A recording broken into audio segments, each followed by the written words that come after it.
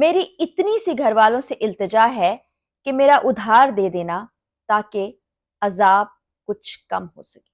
زندگی کے عذابوں سے تنگ محمد طیب کی یہ آخری تحریر تھی۔ عمر 24 سال۔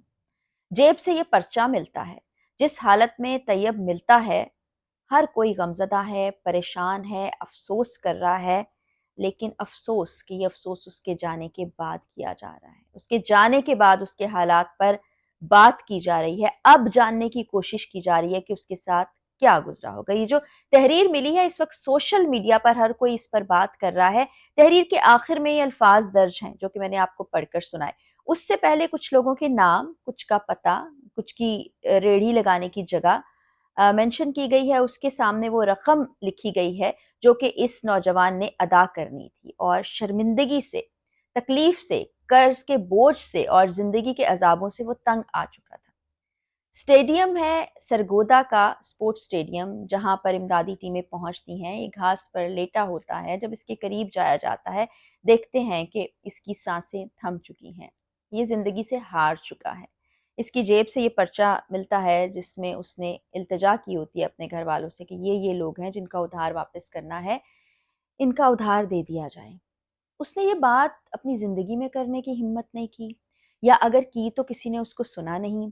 اس کے گھر والے، اس کے دوست احباب، اس کے ساتھ کام کرنے والے کسی نے شاید سیریس نہیں لیا ہوگا۔ بہرحال یہ جو بھی اس نے اقدام اٹھایا اس کو ٹھیک قرار نہیں دیا جا سکتا، لیکن محمد طیب کا یہ پرچہ اس سماج، اس معاشرے، ان اداروں، ان حکومت پر ایک بہت بڑا سوالیہ نشان بلکہ بہت بڑا تماچا ہے کہ ہم کسی کے جانے کے بعد یہ جاننے کی کوشش کرتے ہیں، افسوس کرتے ہیں، دکھ کرتے ہیں کہ اس کے ساتھ کیا ہوا ہوگا، اس کی زندگی میں ہم اس سے بات نہیں کرتے۔ اب یہ نوجوان جو کہ ایک پرائیویٹ اسپتال میں جاب کیا کرتا تھا، وہاں اس کے کولیگز بھی ہوں گے، ظاہری بات ہے اس کے دوست احباب بھی ہوں گے، اس کے گھر والے بھی ہوں گے جن کو سپورٹ کرنے کے لیے وہ یہ سب کچھ کر رہا ہوگا۔ 24 سال وہ عمر ہوتی ہے جس میں نوجوان اپنی زندگیاں شروع کرتے ہیں، پڑھائی لکھائی مکمل کر کے مستقبل کے بارے میں سوچتے ہیں، اپنے گھر والوں کے لیے سوچتے ہیں، گھر بسانے کا سوچتے ہیں، آگے کا سوچتے ہیں، لیکن اس نے تو بہت ہی آگے کا سوچ لیا اور چلا گیا سب کو خدا حافظ کہہ کے۔ نہ جانے کس تکلیف سے گزرا ہوگا، کس عذاب اور اذیت سے اس کی زندگی گزر رہی ہوگی کہ اس نے سوچا کہ یہ سب ایسے نہیں چل سکتا، میں سب یہ برداشت نہیں کر سکتا۔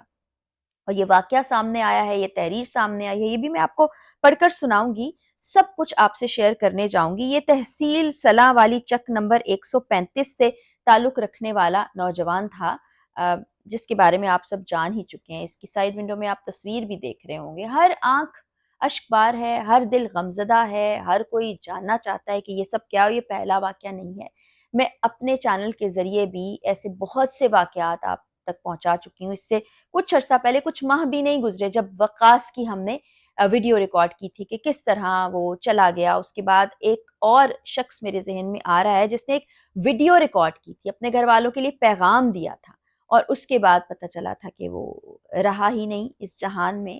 جہان تو فانی ہے، چلے ہی جانا ہے، لیکن اس جہان میں رہنے والوں کے لیے شاید زندگی کتنی تنگ ہو جاتی ہے، اور زندگی تنگ کون کرتا ہے، اس جانب سوچنا ہے۔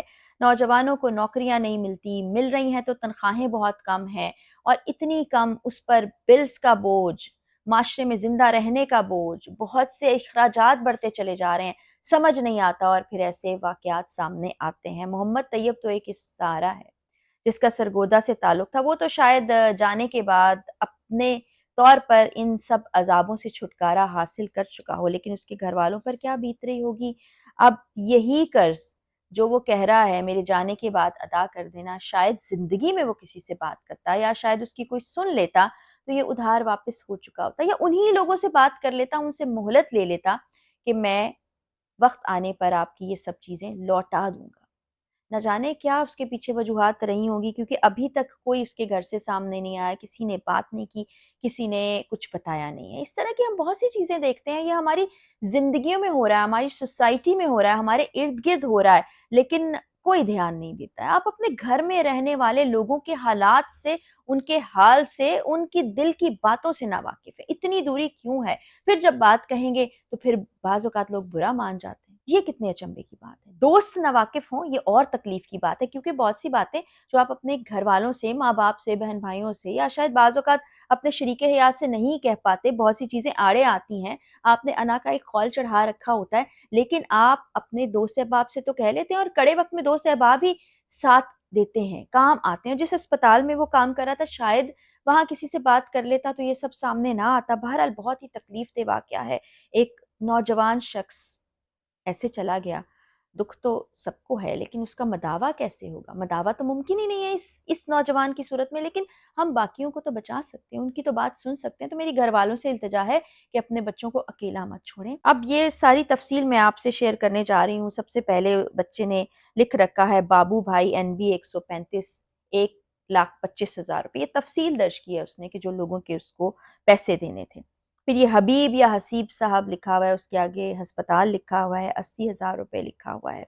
اس کے بعد پھر طیب صاحب ہیں، ہسپتال ہے لکھا ہوا 10,000 روپے ہیں. بھائی زین یا بھالا زین لکھا ہے 3,000 روپے. فہد بھائی ان کی رقم بھی نہیں ان کو معلوم، لکھا ہے 3 سے 4,000 روپے.